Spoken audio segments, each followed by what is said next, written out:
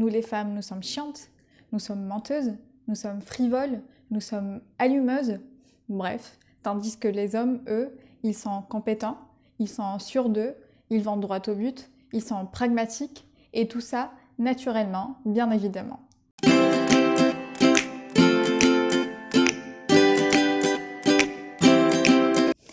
Hello, vous l'avez peut-être deviné, aujourd'hui nous parlons de domination masculine ou patriarcat et pour ceci nous allons nous appuyer sur la science bien sûr, la sociologie, l'anthropologie et la philosophie. On commence tout de suite.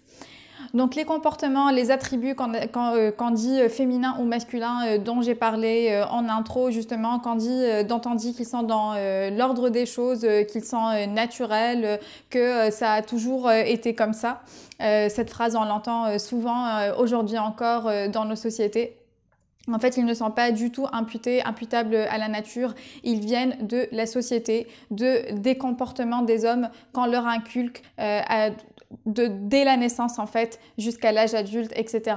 Et Pierre Bourdieu, sociologue français que je chéris par-dessus tout, et qui nous a malheureusement quittés en 2002, il le dit très bien en développant une notion qu'il appelle habitus. Habitus, donc déjà je vous donne la définition. Habitus, c'est les dispositions acquises historiquement constituées qu'on impute à la nature. Donc dispositions acquises, vous savez que acquis, c'est à l'opposé de ce qui est inné justement.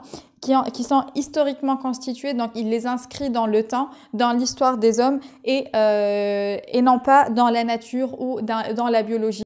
Ce qu'il dit, c'est que donc tous ces caractères qu'on attribue aux hommes et aux femmes, toutes ces oppositions qu'on fait entre compétences, incompétences, ou même entre les femmes qui sont tournées vers tout ce qui est soin, vers tout ce qui est aide à autrui, etc., tandis que les hommes sont tournés vers le gain, vers le profit, vers la domination, la prise de pouvoir, etc. En fait, tout ceci est construit socialement. D'ailleurs, une autre grande philosophe, Simone de Beauvoir, l'a dit bien avant Bourdieu dans son livre Le deuxième sexe, un livre monument qui fait partie de l'histoire maintenant, de l'histoire du féminisme notamment, et qui a été publié en 1949. Elle le dit déjà, on ne naît pas femme, on le devient.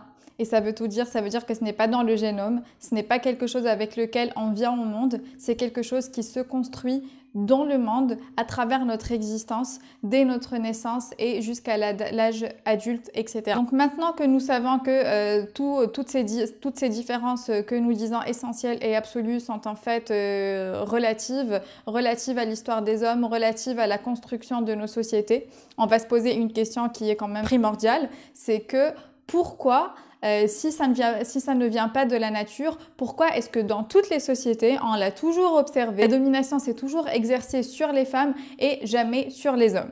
Alors, wait, parce que déjà, cette affirmation, c'est un postulat qui est controversé. Dire que le patriarcat a toujours existé n'a pas été prouvé. Pour l'instant, il y en a qui le réfutent, qui disent qu'il y a des sociétés matriarcales qui ont existé par le passé et qui continuent d'exister aujourd'hui. Mais quoi qu'il en soit, les historiens nous apportent une affirmation fort pertinente. Eh bien, le patriarcat, nous pouvons être sûrs, c'est que ça a commencé au moins il y a 4000 ans, puisque avec ces sociétés, nous avons des traces écrites et que déjà, nous voyons que le patriarcat existait. Voilà, donc ceci étant dit, nous allons maintenant nous appuyer sur l'anthropologie maintenant pour comprendre pourquoi cette domination s'exerce toujours sur les femmes et jamais sur les hommes. Et pour ça, on va faire appel à une anthropologue connue, reconnue, qui est Françoise Héritier et qui nous a quittés récemment, en 2017, il me semble. Et l'anthropologie, en fait, c'est l'étude de l'homme dans sa société. Et Françoise Héritier, à travers toutes ces études qu'elle a faites sur le terrain en Afrique, dans des sociétés qu'on va appeler primitives, elle a démontré que cette domination masculine est universelle. C'est ce qu'elle appelle un invariant anthropologique. Invariant et non invariable, c'est quelque chose qui peut changer, donc qui n'est pas invariable, mais qui est invariant. C'est-à-dire que c'est universel quand on l'observe dans toutes les sociétés. C'est ce qu'elle affirme, elle, tout du moins. C'est son hypothèse. Et donc, Françoise Héritier, elle essaye de l'expliquer. elle dit que d'où vient cette universalité, c'est que en réalité, l'homme, quand il essaye d'appréhender les choses qui l'entourent, de les comprendre, il a tendance à diviser en catégories. Descartes, d'ailleurs, il suit le même raisonnement. Il dit que l'esprit humain a besoin de diviser les choses pour mieux les comprendre. Et l'homme, il va ainsi diviser les choses de plus en plus et jusqu'à arriver à cette différence qu'il observe chez tous les animaux et qui est la différence sexuée. Donc, il existe des mâles et des femelles, des femmes et des hommes. Et c'est une différence qu'il n'arrive pas, qu'il ne parvient pas à rabattre sur d'autres catégories. Et c'est donc un butoir de la pensée. C'est ce que Françoise Héritier appelle un butoir de la pensée. C'est donc quelque chose qui est indépassable et qui va structurer l'esprit. Donc, ça structure en fait notre esprit, le fait que les femmes sont différentes des hommes. La division masculin-féminin, elle va découler sur une hiérarchie. C'est ce que Françoise Héritier démontre. Et je vais vous mettre ces ouvrages en barre d'infos si ça vous intéresse d'aller plus loin pour mieux comprendre cette théorie. Voilà, donc cette division est essentielle pour l'esprit humain. Elle va le structurer et elle va aussi hiérarchiser le masculin et le féminin. Mais là encore, on n'arrive pas encore à comprendre pourquoi c'est le masculin qui prend le dessus. Alors d'accord, on va diviser les choses jusqu'à arriver à ce butoir de la pensée. D'accord, on va arriver à cette division qu'on n'arrive pas à expliquer. Mais alors pourquoi est-ce que ce n'est jamais le féminin qui prend le dessus sur le masculin? Pourquoi est-ce que c'est toujours le masculin qui prend le dessus? Et c'est là justement tout l'intérêt des études, enfin du moins pour moi, c'est là l'intérêt des études de Françoise Héritier qui va expliquer justement ce point. Elle va dire que c'est en fait en rapport avec la procréation. Donc, on a toujours observé que les femmes ont ce pouvoir de donner à la fois des filles et des garçons. Et c'est quelque chose qui a beaucoup perturbé les hommes avant la découverte, bien sûr, de toutes les ovules, le sperme, etc. Mais à côté de ça, ces sociétés, ces hommes ont observé qu'il y a toujours copulation avant enfantement. Ils ont donc fait cette déduction, puisque la femme n'intervient pas, n'influe pas sur le sexe du bébé qui va pouvoir être garçon ou fille, et puisqu'il y a cette copulation qui est nécessaire, donc l'intervention de l'homme, c'est que c'est l'homme qui a ce pouvoir d'enfanter et la femme n'est qu'un récepteur. D'ailleurs, Aristote lui-même, donc philosophe incontournable, il pense ceci, il pense que la femme n'est qu'un récepteur.